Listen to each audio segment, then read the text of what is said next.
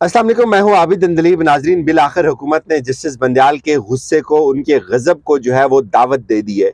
आज supreme court में हम गए थे, दो बड़ी खबरें लेके आए हूँ।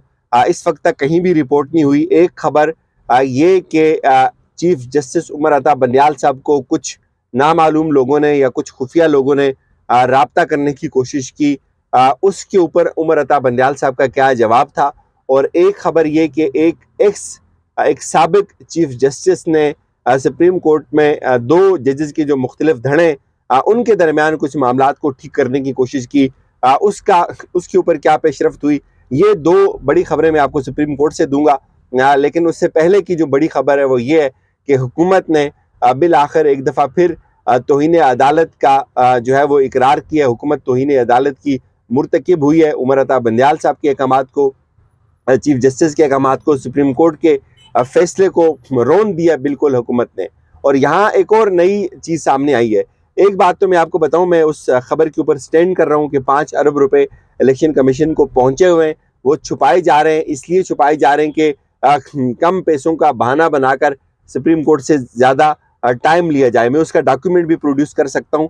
लेकिन जो आज हुकूमत ने किया, हुकूमत ने ये किया कि उन्होंने आज जो इलेक्शंस होने थे पंजाब में और केपीके के अंदर, जो पंजाब के इलेक्शंस थे उसके लिए जो 21 अरब थे उसका उन्होंने इनकार कर दिया। उन्होंने जो मामला था वो भेज दिया पार्लियामेंट को। पार्लियामेंट में उसके ऊपर डिस्कशन होगी। हालांकि मैं आपको बताऊं, जब सुप्रीम कोर्ट का फैसला आ जाता है तो उसके बाद इस डिस्कशन की या फॉर्मल किसी भी चीज़ की ज़रूरत नहीं रहती, चूँकि ये आइन के अंदर है, आइन के 189 के अंदर है, एक्ट के अंदर है कि जब सुप्रीम कोर्ट कोई फैसला दे देती है तो वो सुप्रीम कोर्ट की जितने भी मातहत इदारे हैं, जितने भी रियासत पाकिस्तान के इदारे हैं, उनके ऊपर ये लाजम होता है कि वो उसको फॉलो करें। वो एक कानून की हैसियत से उनके ऊपर लागू होता है। तो लिहाजा इस पूरे प्रोसेस में किसी भी स्पेशल मंजूरी की या स्पेशल ग्रांट की कोई ज़रूरत नहीं होती। आप अगर इनके खर्चे, इनके प्रोटोकॉल उठाकर देखें तो अरबों रुपए ये बगैर किसी ग्रांट की, किसी मंजूरी के दे देते हैं।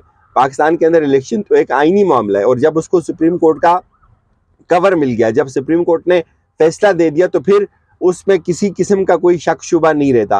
लेकिन इसके बावजूद भी इन्होंने आज जो किया है, ये कल इनके गले पड़ने जा रहा है। इसके ऊपर उमर अता बंदयाल साहब बहुत सख्त एक्शन लेने जा रहे हैं। ये मैं आपको बताऊं, इसकी वजह यह है कि कुछ लोगों ने उमर अता बंदयाल साहब को पिछले 3-4 दिन के अंदर अप्रोच करने की कोशिश की। उन लोगों ने उमर अता बंदयाल के सामने एक डिमांड रखी कि इलेक्शन के ऊपर आपका जो एक सख्त मौक़िफ़ है इससे पीछे हटे।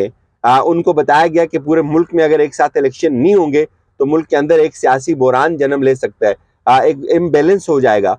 ये इमरान खान की जो शातराना चाल थी, जो एक ज़बरदस्त उनकी हिकमत अमली थी, आज वो समझ आती है कि उन्होंने ये जो खेल, ये जो कार्ड खेला था, ये कितना खौफनाक साबित हो रहा है ओपोजिशन के लिए, सॉरी हुकूमत के लिए आज। और इसने तमाम स्टेक होल्डर को जो है वो वक्ता डाला हुआ है। आज उमर अता बंदयाल साहब को ये कहा गया जब कि आप इस मुतालबे से पीछे हटें और एक कंसेंसस डेवलप होने दें कि पूरे मुल्क में एक साथ इलेक्शन हो, तो उसके ऊपर उनका जवाब था कि ये जो बुक है, ये आइन की बुक है, मैं इसके साथ खड़ा हूँ, इससे मैं पीछे नहीं हट सकता, इलेक्शंस तो होंगे।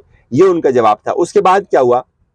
उसके बाद उमर अता बंदयाल साहब जब नहीं कन्विंस हुए तो उसके बाद जो एक साबिक चीफ जस्टिस हैं, जस्टिस इफ्तिखार चौधरी साहब, वो सुप्रीम कोर्ट के अंदर आए। बताया ये जा रहा है कि 2 दफ़ा वो आए। उन्होंने जो जजेस के 2 धड़े बने हुए उनके दरमियान जी भी मुफाहमत की पूरी कोशिश की।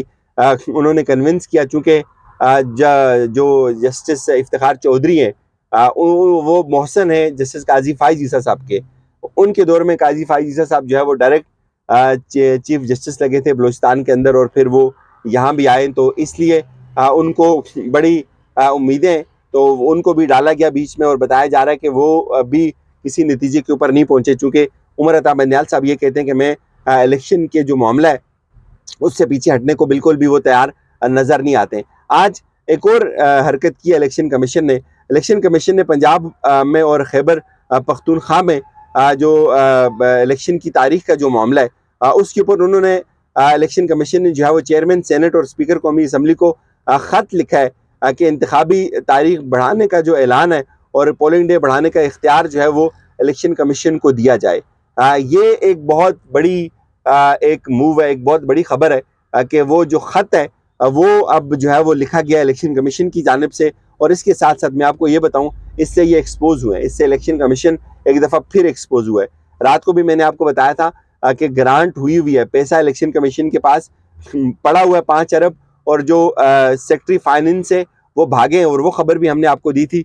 और आज वो कंफर्म हुआ कि सेक्रेटरी इलेक्शन जो सेक्रेटरी फाइनेंस है वो कल सुप्रीम कोर्ट के अंदर पेश नहीं हो रहे। ये जो आज इन्होंने किया है, इससे एक चीज़ तो वाज़ेह हो गई है कि ये सुप्रीम कोर्ट के अहकामात को जो है वो बिल्कुल भी सीरियस नहीं ले रहे, और दूसरा ये सियासी शहीद बनने के लिए तैयार हैं, और तीसरा ये फैसला कर चुके हैं कि अब इलेक्शन के रास्ते में हर रुकावट जो है वो खड़ी की जाएगी। लेकिन आज ही एक और अच्छी खबर भी है तहरीक इंसाफ के लिए, वो ये कि जो KPK के अंदर इलेक्शंस के हवाले से जो दरख्वास्त दायर की गई थी, उस पर बैरिस्टर गौर से भी हमारी आज मुलाकात हुई, जिन्होंने वो दायर की थी। तो उसमें कुछ मामूली जो पेजेस थे वो मिसिंग है।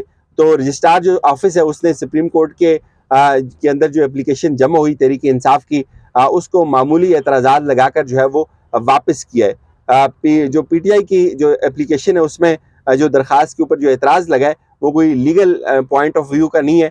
उसमें सिर्फ ये एतराज़ लगा कि इस दरख्वास्त में कुछ सफ़ात जो है वो बिल्कुल जो है वो वाज़े नहीं है, इसलिए वो पेजेस दोबारा लगाकर जो है वो एप्लीकेशन दोबारा सबमिट की जाए, और एन मुमकिन है कल ये दरख्वास्त भी समात के लिए मुकर्रर हो जाए, चूँकि जो KPK जो पंजाब की एप्लीकेशन थी वो तो वेरी नेक्स्ट डे जो है वो समात के लिए लग गई थी। अब क्या होगा, एक दो चीज़ों को आप अगर मिला कर देखें, अगर उमर अता बंदियाल साहब किसी खुफिया मीटिंग के अंदर कन्विंस नहीं हुए इलेक्शन डिले करने के ऊपर, तो इन टैक्टिस से वो बिल्कुल कन्विंस नहीं होंगे। जितने भी सीनियर वकला हैं उनसे जब हमारी बात हुई कि अब इसके ऊपर ऑप्शन क्या है सुप्रीम कोर्ट के पास, तो बताया गया सुप्रीम कोर्ट के पास जो सबसे बेस्ट ऑप्शन है वो ये है कि वो 1 घंटे के अंदर अंदर ये फंड्स का मामला हल कर सकती है। वो उसी वक्त सेक्रेटरी फाइनेंस को बुलाएगी, और उसी वक्त सेक्रेटरी फाइनेंस को पाबंद किया जाएगा कि ये फंड अगले 1 घंटे के अंदर अंदर इलेक्शन कमीशन को ट्रांसफर हूँ, तो फिर वो हकीकत खुलेगी कि जहाँ सेक्रेटरी फाइनेंस की ज़रूरत नहीं थी, 5 अरब ऑलरेडी भेजा हुआ है, और 15 अरब 10 अरब की ग्रांट ऑलरेडी मंजूर हो चुकी हुई है। तो ये जो फसाद है ये इसकी जो है वो बिल्कुल कला कमा हो जाएगा, और उसी दिन चीफ जस्टिस बिठाकर ये मामला हल कर देंगे। इन मुमकिन है कल के दिन ये सारी चीज़ें जो है वो वाजे हो जाएं। लेकिन एक चीज़ मैं आपको बता दूं, जितने भी सोर्सेज से बात हुई है सुप्रीम कोर्ट के अंदर आज, क्योंकि आज इतना ज़्यादा रश नहीं था, जब रश ना हो तो बहुत मौका मिल जाता है, आप लोगों से मिलते हैं, उनसे बातचीत करते हैं, उनसे खबर लेते हैं।